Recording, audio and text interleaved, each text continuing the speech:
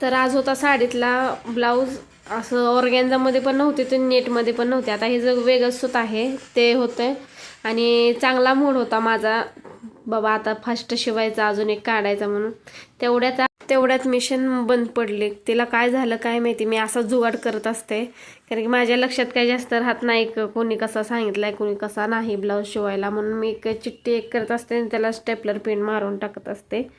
आणि जो मिशन जी बंद पडली शिवून झाल्यावर अर्धा ब्लाऊज, मग काय त्याला किती आबदलं, सारखा दोरा तुटायचा, ते काही नीटच होईना झाली. परत तेल ऑइल करून बघितलं, सगळं केलं तरी नीट काय झालीच नाही.